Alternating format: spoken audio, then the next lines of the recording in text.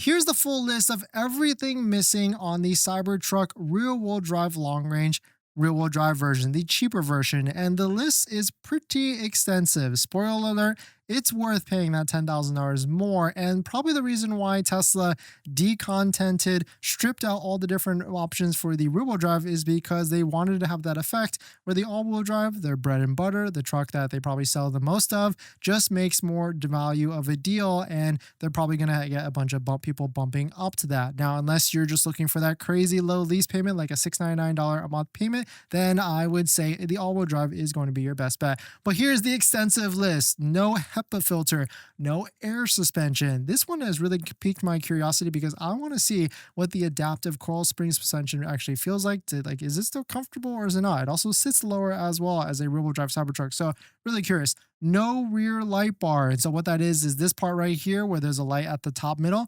They removed that. Very interesting. And they also removed like a standard bed lamps or headlights without signature lamp, like this right here, headlights without signature lamps. Like, I hope that's not the light bar in the front and maybe it's something down here. But I guess we'll have to just wait and see. I mean, I'm hoping that because the picture shows this crazy light bar in the front, that maybe that is still on it.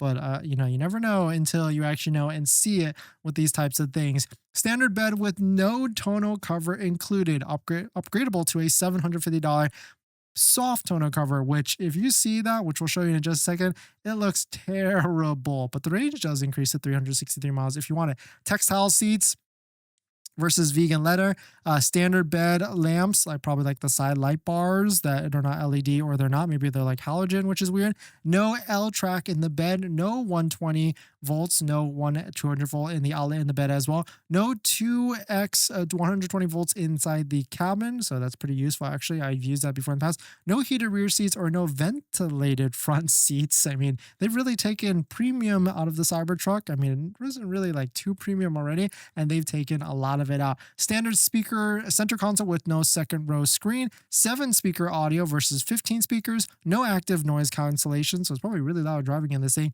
No mechanical front locking diff due to single motor, and lower 2,700 or 2,000 pound payload and a lower 7,500 pound towing capacity on the Cybertruck. And so now I'm just really confused. Like, who is this truck actually for? Like, is it truly for like that work contractor, but still wants like that marketing type of image of it because it's still going to be a very polarizing truck? And I guess it could make sense, like, I guess because there's a lot of other trucks in this price range, but certainly very interesting to see. But in other news, with Cybertrucks, Out of Spec tested their Cybertruck on the battery test, and they actually found that they only lost 6% battery loss in 2,600 miles or 26,000 miles, which pretty good, I would say. I mean, we've definitely seen worth with these battery tests.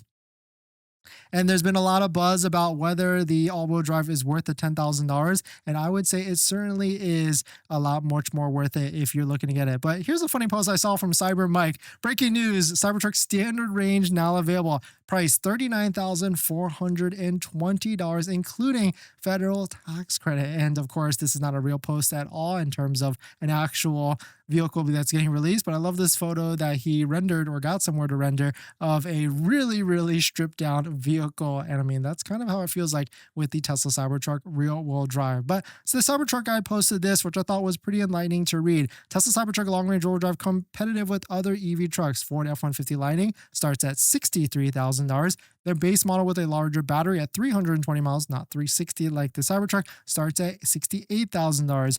Rivian R12 starts at $70,000 for dual motor 270 mile range. And so the Cybertruck having 360 miles of range, I guess it's what are you looking for at the end? Do you want range or do you want like the interior different premium features at the end of the day? Their base model with a larger 329 mile battery starts at $78,000, much smaller truck for the money. So I guess if you were to stack the Cybertruck, like instead of looking at Cybertruck all-wheel drive versus rear-wheel drive, I guess look at Cybertruck base MSRP pricing versus some of the other pricing out there. But the other thing with that, I mean, maybe not with Rivian, but like Ford F-150 Lightning, there is plenty of incentives to further reduce that price. And so I remember like a few months ago, there were people getting like Ford F-150 Lightnings for like $250 to $500 a month all in. And so can't get that with the Tesla Cybertruck, no matter what build it actually is. And in Cybertruck news, it seems like a ton of new all-wheel drive Cybertrucks were spotted at Giga Texas, Austin today. And so I guess they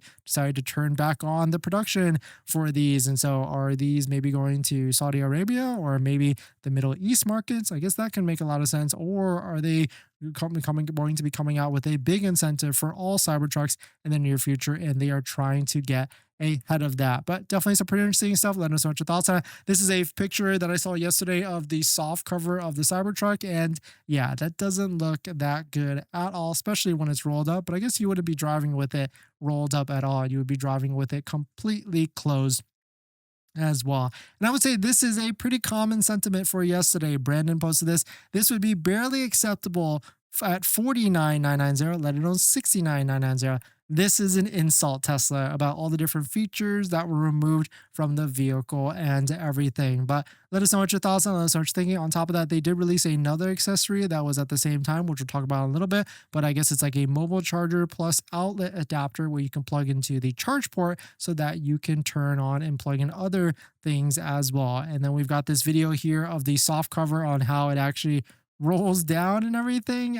Very interesting. And I guess it snaps onto the sides. Okay, let's see what happens. It snaps to the back there, and then the sides are just going to be able to be accessible with nothing securing them down on the sides. So I guess very, very interesting to see, and that they did this, and maybe it's just to create like pricing differences so that more people will go with the all-wheel drive. And I really feel like maybe in the future, they're going to drop prices of all the different Cybertrucks, maybe like $10,000 to get that to that to get closer to that original pricing of $61,000, $71,000, and $80,000. And so I definitely could see maybe it's that plus inventory incentives plus much more in the near future. But let us know what your thoughts on it. Let us know what you think. Now that you've ordered your brand new Tesla Model Y Juniper, it's time to take it to the next level. That's where our partner Jawa comes into play here. Jawa has everything you need, from phone mounts, mobile connectors, center consoles that I highly recommend to fit the new Model Y and every Tesla vehicle out there. And on top of that, you can use our promo code down below in the description to save even more money. And the best part is there's free shipping if you reach over a certain limit. My top 3 accessories that I recommend is a phone mount. It's super crucial that can charge your phone. The center console is highly recommended as well because a Tesla does not come with it at all. And my newest favorite accessory is the invisible under-mount sunglass holder area storage area that also has a camera mount as well. So why wait for Tesla to make these accessories? Get yours now at Jawa, link down below in the description, and save some money and support the channel while you're at it. Thank you to Jawa for partnering with us, and let's get on to the next video.